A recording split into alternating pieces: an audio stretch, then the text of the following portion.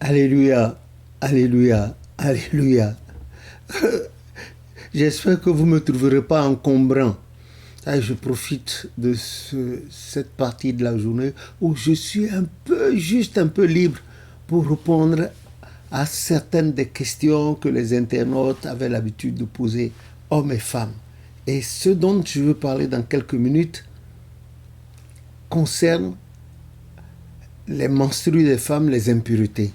Vous savez, le corps humain de la femme est complexe, sa morphologie est complexe. Bon, la science nous a parlé de sa morphologie externe et interne, mais Dieu seul en maîtrise les contours. Même la femme ne maîtrise pas son corps. Rares sont les femmes qui maîtrisent. Elles ont une certaine expérience de la chose que j'appelle de l'empirisme. Mais ce que je m'en vais vous dire, c'est une question qui est revenue plusieurs fois, à laquelle j'ai essayé de répondre. Bon, peut-être que les gens n'avaient pas compris. Cependant, il y a un jeune homme, un jeune devancier, qui porte la sangle blanche avec liséré bleu, qui est revenu sur la question. Ce sont les responsables de la discipline et de l'ordre dans le culte, dans le temple, pendant les cultes et pendant les manifestations sur la parole. La jeune devancière aussi me pose la question. Bon, elle, ce qui la dérange, c'est qu'elle a eu son baptême et quelques mois plus tard, allez, sont chargés, moyennant de l'argent, allez, l'envoyer à l'onction. Bon, maintenant, quand elle revient à elle et qu'elle se met à fouiller les documents, elle trouve qu'il y a beaucoup de contradictions entre ce qui doit être et ce qui se fait. Voilà pourquoi elle aussi, elle a posé la question avec insistance. Donc, je profite de ce moment pour leur répondre aux deux. Le jeune homme, le jeune devancier et la jeune devancière. En effet, il a été bien dit dans Lévitique 15 et 12, quand la femme est impure, quand elle est impure ou bien quand elle est accouchée, etc., elle reste chez elle pendant 7 jours, surtout quand elle est en menstru. Et pendant ces 7 jours-là, le 7e jour, elle lave tout le linge auquel elle a touché. Et moi, généralement, comme la femme doit laver son linge qu'elle a touché pendant les menstrues au 7e jour, je conseille à la plupart de nos mères, de nos sœurs, la chose suivante. Quand elles sentent les signes précurseurs de la prochaine menstrue, eh bien, qu'elles choisissent là-dedans un certain nombre de tenues qu'elles vont porter pendant ces 7 jours et elles protègent le reste et elles ne touchent pas. Parce que si elles touchent à tout, elles seront obligées le 7e jour de laver, de tout laver comme les Saintes Écritures le recommandent.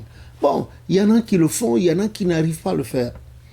Ailleurs, d'autres femmes prennent les 7 là, les tenues qu'elles doivent porter pendant les 7 jours-là, elles mettent quelque part dans un carton, une valisette, qu'elles cachent.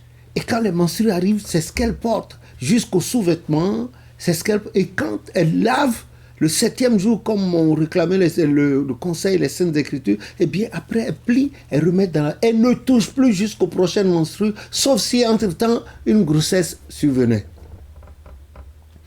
Donc, je dis encore, voilà ce qu'il faut faire.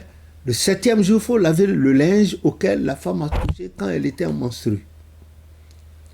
Maintenant, et le 8e jour, elle va à la paroisse pour sa prière de purification, de sanctification, avec une bougie, un seau d'eau, parfum, éponge, savon. Et quand elle finit de se laver, elle s'essuie le corps avec la bougie qu'elle rallume à l'entrée de chez elle, de son salon, c'est cela. Mais il y a eu une discussion là-dessus. On viendra là-dessus par là. Je reviendrai là-dessus pour vous expliquer. Les gens disent d'allumer à l'église. Ce n'est pas possible, on ne peut pas allumer à l'église. À la rigueur, peut-être devant l'oratoire. Dans le cas où les gens voudraient qu'on allume cette bougie à l'église, je conseillerais, attention, je parle à l'hypothétique, je conseillerais pour ceux qui insistent sinon que la bougie doit être allumée à l'entrée de l'appartement, de la maison de l'intéressé. Et puis, elle peut revenir à l'église, entrer dans sa chambre de prière, à la maison, toucher à ses soutanes, etc., etc. Maintenant, La question de la jeune devancière est que le culte évolue et subitement, une femme, ses menstrues arrivent sans crier gars ou bien se met à saigner de façon impromptue. Qu'est-ce qui va se passer? Si elle a sa chaise, elle seule elle a sa chaise, ou bien si elle est assise sur un banc avec d'autres personnes à sa droite ou à sa gauche, qu'est-ce qui doit se passer à partir de ce moment-là? En effet, il y a déjà eu par le passé, et actuellement, il y a plein de choses. Il y a des femmes qui généralement sont averties de leur prochaine... Elles ont des signes qui annonciateurs de prochaines menstrues. Il y en a par contre qui ne savent pas. Ça vient, ça les prend à l'improviste et elles sont mal à l'aise. C'est pas... Quand une femme est impure en état de menstruation, elle n'est pas souillée. Non, Dieu l'a ainsi conçue. Parce que sans ça, elle ne peut pas bien... Une femme qui ne fait pas de menstrues, alors qu'elle n'est pas encore ménopausée, c'est une femme qui est malade, il faut les voir. La plupart du temps, elles ont le ventre ballonné jusqu'au pervers, les cuisses, des vertiges sans cesse. Il faut rendre compte constamment visite à la gynécologue ou au gynécologue, etc., etc. Que le nom de l'Éternel soit béni. Mais quand il arrive pareille chose, la femme, elle se lève tranquillement. Il y a d'autres qui saignent, elles saignent abondamment et ça laisse des traces sur le sol dans le temple.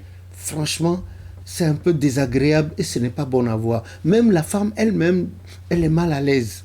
On ne peut pas lui en vouloir parce qu'elle n'a pas les signes précurseurs qui annoncent que ça là, elle est surprise. Donc on ne peut pas la condamner. Elle se lève. Le banc également sur lequel elle est assise là, on sort le banc et celles qui sont assises sur le banc avec elle sont condamnées forcément à sortir du temple et rentrer chez elles. Parce que la souillure, là, elle est commutative. Voilà le problème. Et elle est contagieuse. La souillure, ça sur le banc, là. Si elle seule, elle est assise sur sa chaise et qu'aucune partie de son corps ne touche à sa voisine, quand elle constate pareille chose, elle sort du temple avec la chaise et puis ça va avec. Ce qui a été fait dans le passé, que nous avons vu, et que le prophète, sur lequel le prophète a... elle rentre cette chaise-là chez elle, le banc-là également, et elle amène un nouveau banc. Voilà le problème. Elle rentre chez elle, elle se lave. Bon, maintenant, les traces de sang qui sont restées là, ce sont les gens, les responsables de la discipline, de l'ordre, de la propriété dans le temple, qui s'occupent de nettoyer ce temple-là, qui s'occupent de nettoyer, et elles aussi, quand ils finissent ou elles finissent de nettoyer, ils sont obligés de rentrer chez eux. Voilà, vous voyez, c'est un peu...